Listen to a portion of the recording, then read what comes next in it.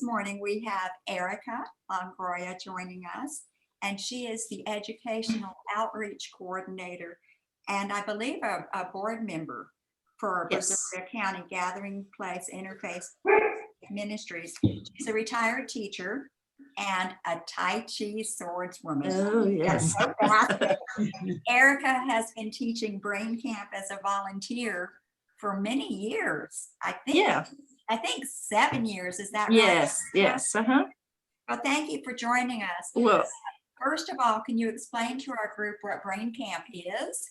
yes, well, thank you for having me. I'm excited. I'm always excited to talk about Brain Camp, although Brenda knows a lot more, but I'll tell you my take on Brain Camp. I think it's a fun, interactive, educational outreach from the Gathering Place. Brenda started research for Brain Camp in 2010. And then the first Brain Camp was began in April of 2011.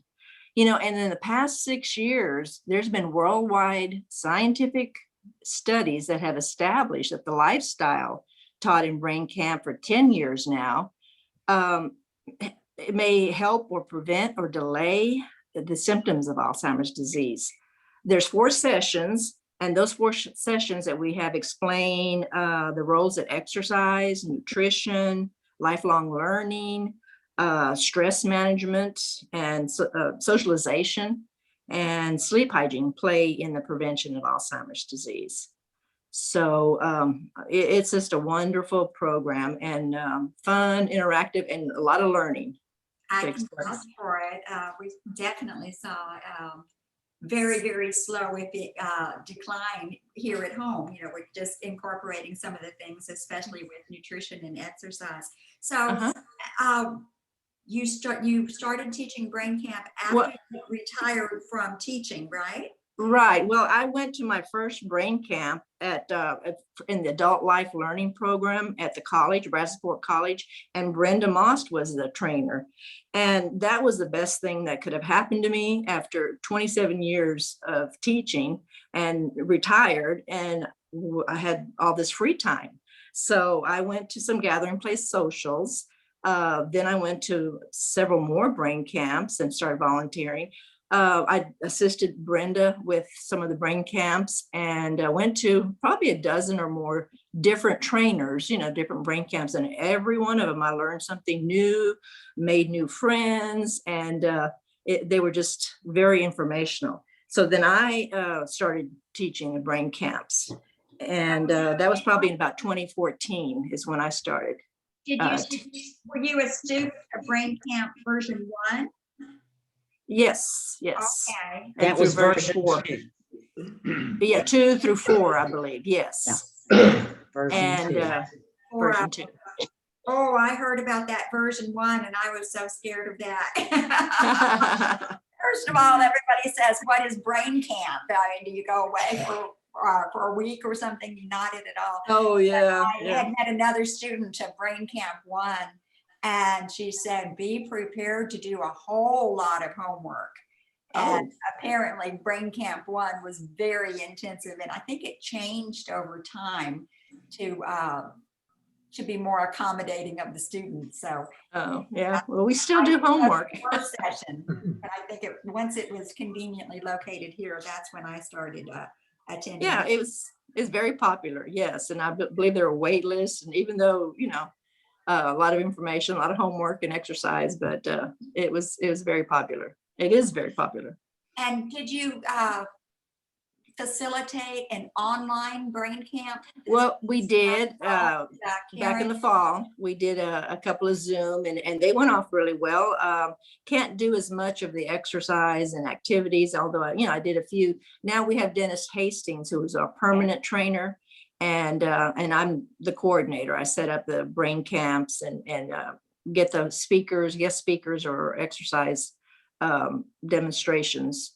And we still did a little bit of that, but it was more PowerPoint lectures on Zoom. But we hope to do another one in the future because we can reach more people that way also. The same format of the 4 sessions? Yes. Same yes. And all of that. and it was just done by Zoom then. Yes, yes. And we still had, Dennis would present it and we had a lot of interaction and questions and comments. So they were all very good sessions. We are doing them in person now. And of course, we're limiting the number to about 10 in class so we can do the, distancing and mask and things like that. But we are, having very good success with that. We're about to start another one this week, actually, at the Food Basket. She's presenting them at the Food Basket for her clients. And so this is the Food Basket in Clute by the Wesley United Methodist. Yeah, so we have about 10 signed up already. So these are new. And then we have returning. We want something that took it last time. They want to come back, but we have to wait till next month because we have 10 new ones. So, we're just limiting the numbers. So we're hoping to do another Zoom so we can reach more people. That would be interesting if you could come up with some kind of a hybrid where you're doing Zoom and live at the same time. So that that would. I'm in a group that tries to do that, and it's hard for hurricanes out. Oh, yes, I guess. Portion for those that don't get out, and then there's a live meeting for those that do get out. Right. So how has Brain Camp changed from Brain Camp 1 to, is it Brain Camp 5 now? 5, right. Well, Brenda continues the research and now presents the version 5, which cites new statistics, conclusions, comments from 47 different sources like trials, studies, medical journals, and a few best-selling books.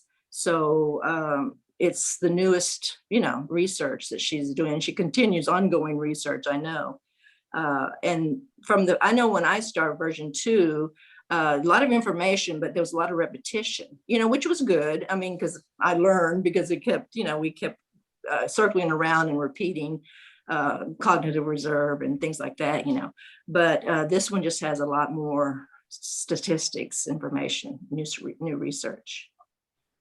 Basically the same. In the beginning, we treated it more like a real training course for adults. And that's why we had the repetition.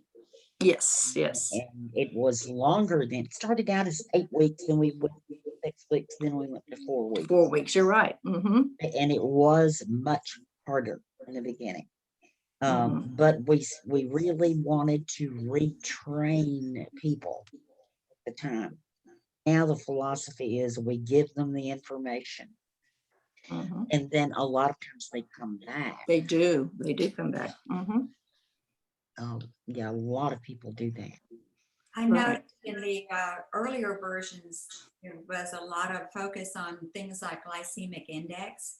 Is that still part of Brain Camp 5? Well, we do cover it in the nutrition, section. We cover some of that, but we also tell them now we have a Metacamp, so that would go into more detail.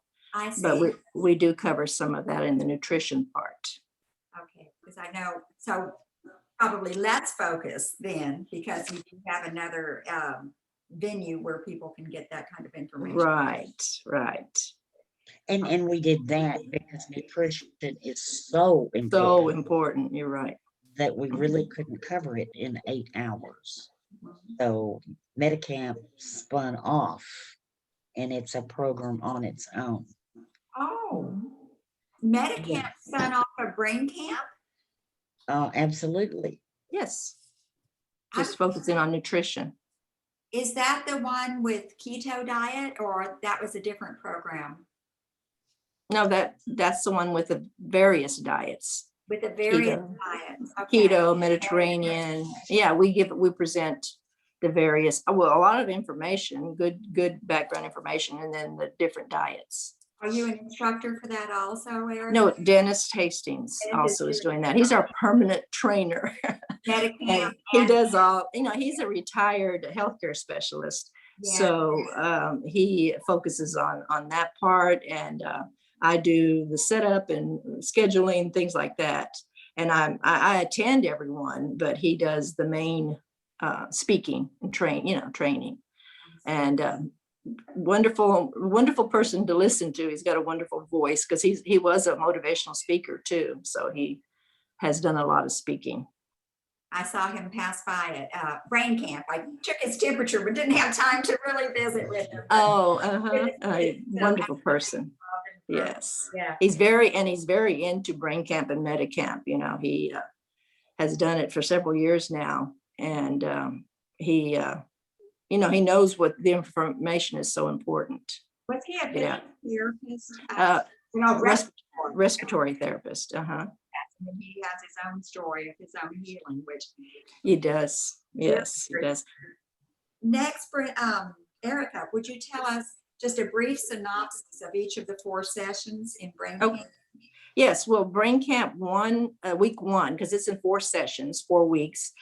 Week 1, we go over what is cognitive reserve, quick facts about dementia, facts about Alzheimer's disease, and then cognitive reserve versus Alzheimer's. And so that's more the background information. Now, cognitive reserve, that at the beginning we heard it a lot, and I know doing the things I do has built up my cognitive reserve. I continue to do new things what it is, it's just how flexibly and efficiently an individual makes use of their available brain resources to resist damage of the brain. We want to build more neurons in the brain and maintain an active, healthy brain. And, so we go into a lot of the background. And then week 2 is all about stress management, because, what stress does to the body and to the brain. So a lot of information on stress management. Then week 3 is diet, exercise, and lifelong learning.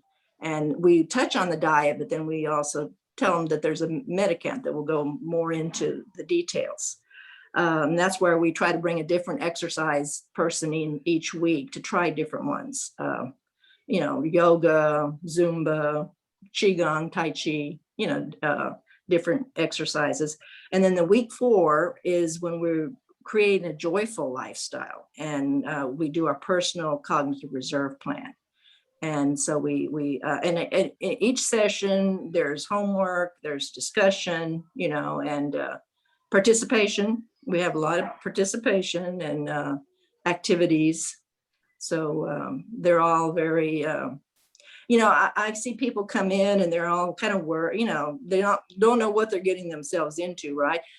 Before you know it, they're smiling and they're happy and they want to come back, and then they return to other brain camps also. So it's the 4 sessions. About what is the percentage of people who, when they finish their exit interview and turn in the materials, tell you this has changed my life? Oh my gosh, I would say 100%. We ask questions, are you going to go out and they've learned something, and yes, and they come back because they know it has changed their life. And I from personal experience, I know, because I was, in a classroom for 27 years. So when I got out, I had to try, but I was afraid to try some new things. So no, try it, see if you like it, and, go on from there. And I mean, I've done some things that my grandchildren would say, Grandma, why, how come you're doing that now? And brain camp, so it just opened my eyes to try new things, and keep busy. And it really helps. It really helps. And we've touched about over 1,000 people through brain camps in the past. Yes. And a lot. Brazoria County during this and offering this? Yes, Brazoria County. And that's why we would like to try Zoom and reach out to other, parts. Dale is going to hopefully set that up, Dale Libby, where, he knows people in Houston and here and there, so he maybe in our Zoom, we can reach other people out of the county. You referred to session 4 as personal joy or something like that? Yes, joyful lifestyle. Evolved over time, more so than some of the other sessions? So I don't remember session 4 being focusing on joy. I remember having to write your cognitive reserve plan. Right. Yeah. I don't remember the focus on the mind. Yeah, we talk about creating joyful lives, so laughter, we bring in laughter and, why it's so important, and, cite different movies and things that, and we always try, bring in jokes and stuff like that, just to have joy and fun. Is the laughter lady still involved? She hasn't been for a while. She had different problems during the floods, and I think her office flooded, and then she wasn't certified, and now so we haven't had her in years, Okay. but she was great. Wasn't she a laughter therapist or something like that? Yeah, well, she's a realtor, but she did that on the side. Yes. Interesting. How did you do exercise when you did Brain Camp by Zoom? Actually, we didn't do much. We did a lot of activities, and we didn't, I didn't get a person to come into the office and do it, and so we told them about Qigong, free Qigong classes, and, different classes. We told them where they could go, for exercise. But, a lot of the gyms and rec centers were closed. So I know Cheryl offers, free Qigong online. So I would tell them about that. Very good. Very good. She's doing 2 classes a week for us. Oh, yes. CompU.Talk. She's wonderful. Oh, yeah, she's a fantastic teacher. And, I got to where I got in Tai Chi because of her. And she still comes to my house a couple times a week even. And we do Tai Chi, Qigong, so wonderful friend. And yeah, she will do Qigong anytime, anywhere. Wow. So tell me how you got into Tai Chi. I didn't know that you knew. Well, yeah, 2012. I retired in May of 2012, and in the fall, I went to the ALLP, did Brain Camp, and I did a Tai Chi class. And he was from the local martial arts academy in Clute. And I tried, and my daughters laughed at me. Said, "Mom, you're going to do that silly? You know what that is?" No, but I did. And I went on to his martial arts academy, signed up for a year, another year. I did it for like almost 8 years. And talk about strict. He was a firm, challenging teacher. And he would teach us forms, and we would repeat and practice a lot. But then, expected us to learn it. Then he would test us on a form. And so I went through learning 8 different forms, and then you get into where you do weapons and swords and things like that. I almost got my black sash, but it got too much and actually not enough teachers there. And so I stopped, and I just train with Cheryl now. So we get together and train. But so does Cheryl do the swords also? I'm sorry?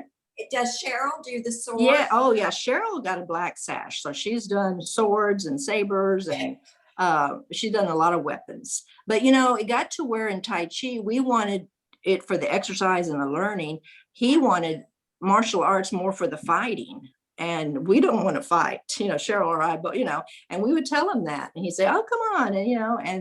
And, so she got into Qigong, and that is the more relaxation and breathing, and not so much as a fighting and, certain, but I loved it for the forms, and it just helped build my cognitive reserve because, you learn so many, the sword form has 80 steps to it.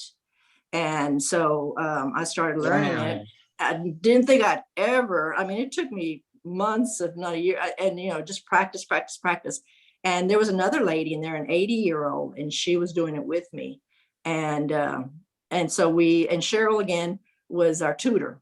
And so I learned the sword form, and now I do it with her on my driveway, and it's nothing to it. We get right through it. But not only your neighbors think if you are out there with your sword. Look, she's got it like this. Explain this.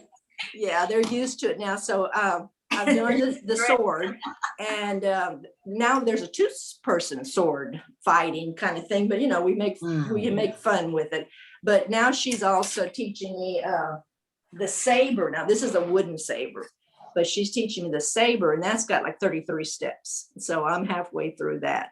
But well, with the weather, we don't get together if it's windy and cold, but we're back to with nice weather now outside. But yeah, I'm sure the neighbors think I'm a little, we've been doing it for years though, so they're used to it.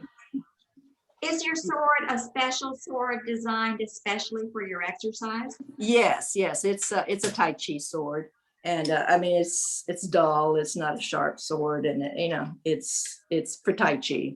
You buy it through I bought it through the martial arts academy, but it's at first it was so heavy, and I thought, oh my gosh, and now you get used to it, and it's great exercise.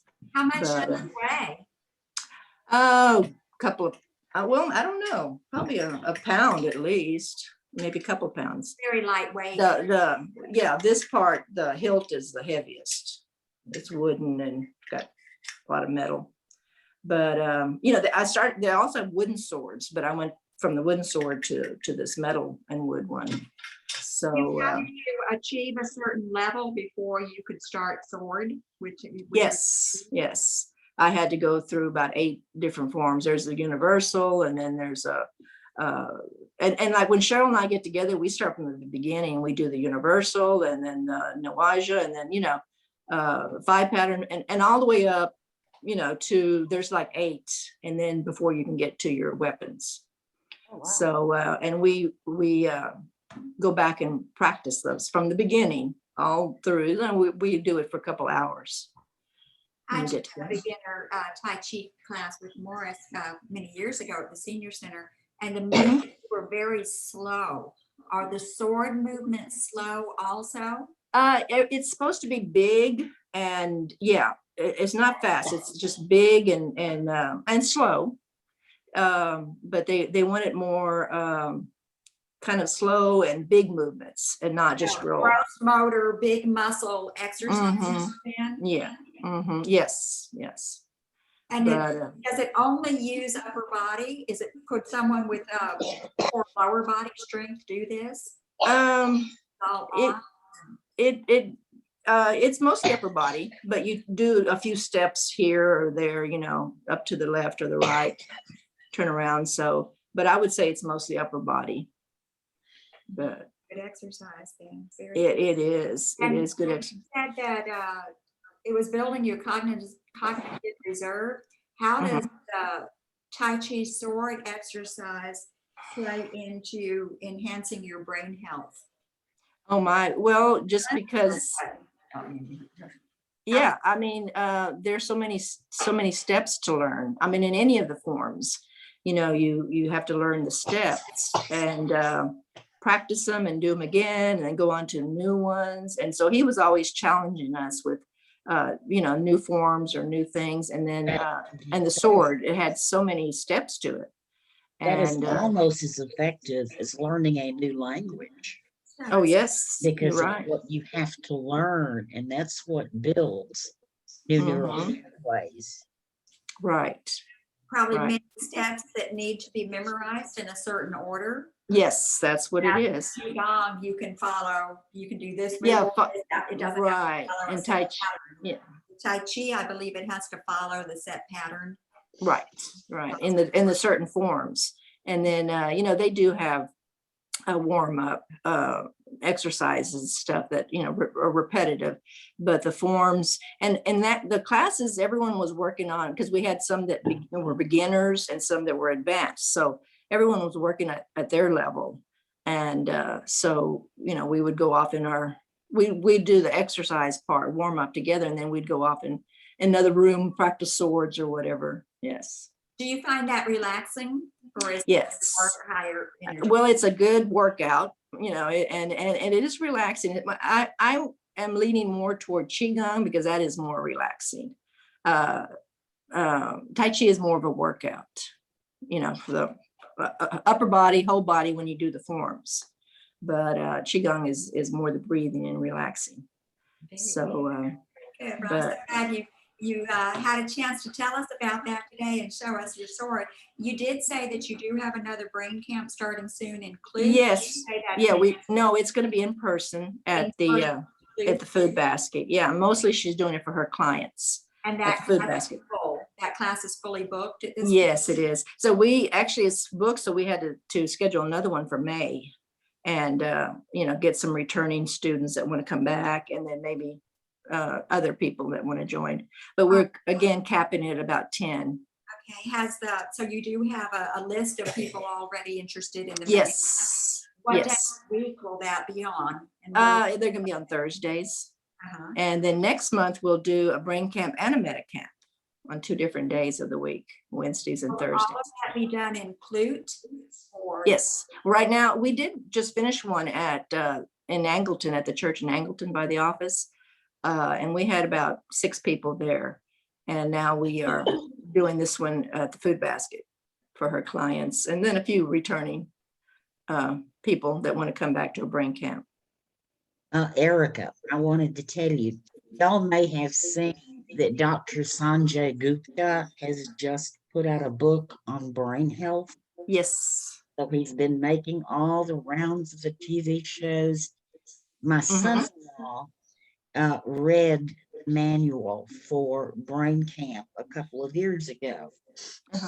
So he was watching Sanjay Gupta, and he came over and he says, Go, this guy is teaching, what y'all have been teaching for 10 years. And I said, that's true. People in Brazoria County had an opportunity for the same information 10 years ago. 10 years. You're right. Science was there, the clinical trials, the observational studies were there. Nobody had just put it together. That's right.